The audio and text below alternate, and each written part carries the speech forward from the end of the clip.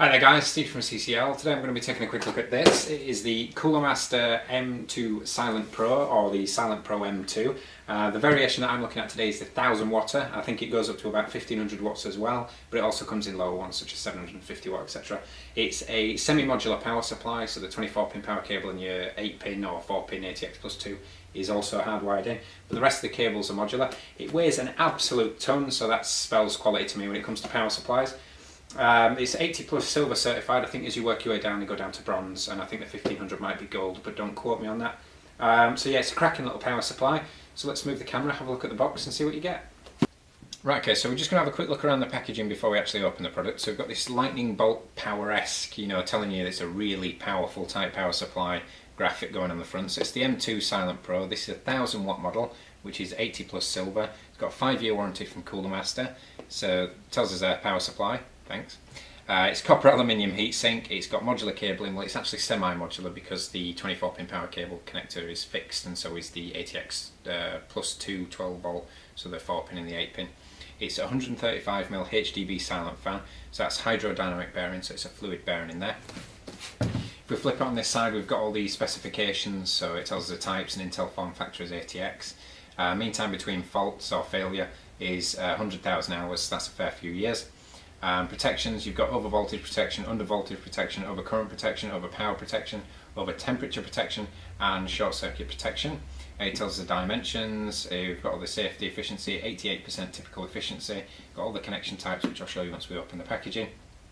And it tells us the AC inputs to outputs. So for example, on the 12 volt rail we've got 80 amp output there, so it's a single rail power supply, so obviously you don't have to worry about having individual rails and not loading too much things on one side because it's individual rail.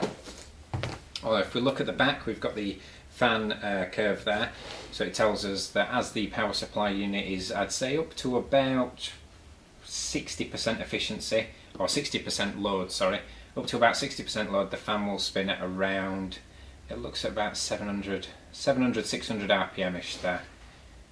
Yeah, I'm going to say about 600 RPM there. And then as it starts to peak up around about 60% load, it starts to throttle itself up to a peak of 1500 RPM. And then we've also got the efficiency curve, which I'm not sure if you can see that there.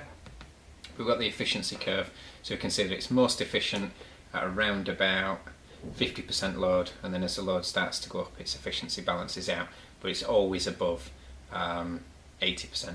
Always above 80% efficiency there. So let's take the cellophane off.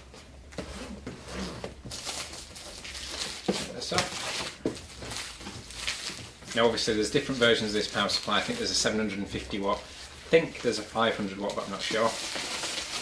And it goes all the way up to a 1500 watt. So let's have a look. So some foam packaging there. We've got a business card. It's not a business card, it is a business card sized warranty information, so to register your limited warranty there. Dear customer, please register your international limited warranty, so you need to register that as soon as you get it. We then have our instruction manual or quick start poster. Let's have a look. This bit. Right, okay, so take the power supply unit out. So we've got the power supply unit there, which I'm going to pop to one side. We have our fitting screws. We've got 4 fitting screws there. We have our 3-pin kettle lead style power connector there, nice long cable for that one. And then we have our modular cables. So that's it for the actual packaging. So let's have a look at the modular cables and see what we get first of all.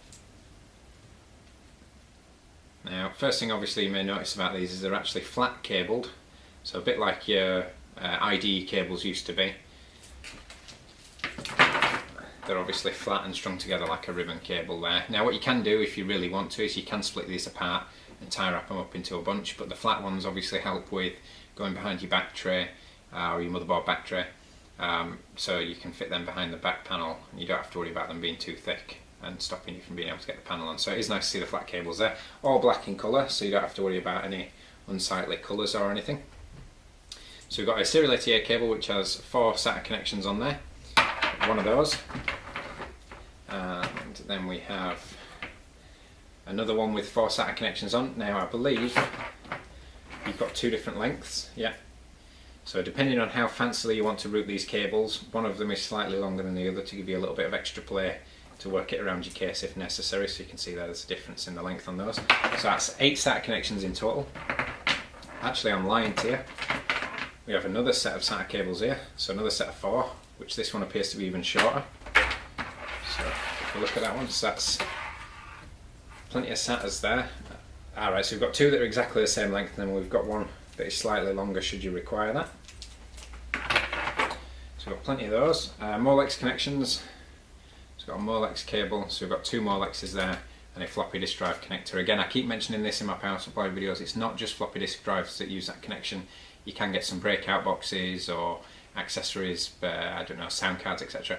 that still use that power connection, so it's nice to see it on there. So 2 Molexes and a floppy disk connector. We then have another strip of Molexes, which is just 3 Molexes, so you've got 5 Molex connectors in total there. And then we have what I think is our PCI. Obviously this is a much thicker cable than the other ones at first impression, or at a glance should I say. So yeah, we've got the PCI cable there, so you've got the end that goes into the power supply, and then you've got a fixed 8-pin, and then you have a 6 with an additional 2. So obviously these are quite a short cable there, because obviously if you're connecting this to a graphics card, both power connectors are probably going to go into it, or they're going to be in SLI, or they're going to be in Crossfire, and you only need those. So we've got one of those, so one with an 8-pin and a 6+2. We've got another one which is a fixed 8-pin and 6+2. And then we have another one which is a fixed 8-pin and 6+2. So you've got 3 strips of PCI express power there with 2 on each, so you've got 6 of those. So plenty of those.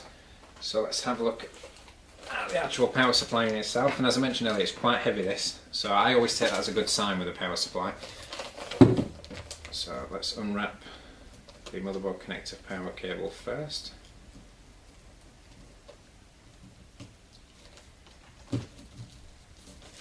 So we have 2 individual braided cables for your CPU power. And that's quite interesting because we've got 2 8-pins coming off this one, but they don't appear to split into 2 4s.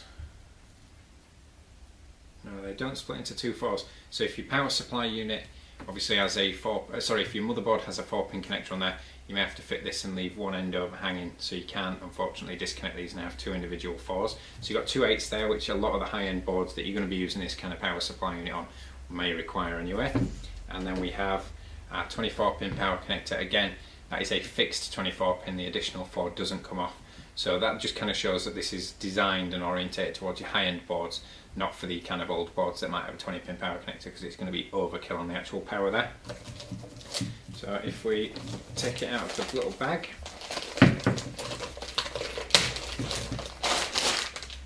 you can see the power supply unit there.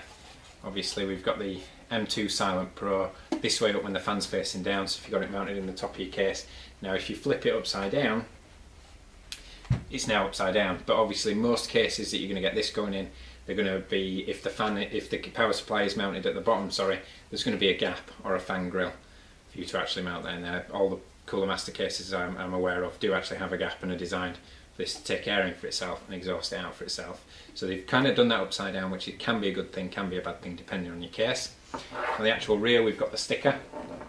It tells us all the power ratings again, and then on this we can see the 130 odd mil fan that Cooler Master have put in there. Again, that is a liquid bearing fan, so that should be virtually silent. We've got warranty sticker down there. On the rear we've got our rocker switch for turning the unit on and off, and we've got the perforations there for the exhaust.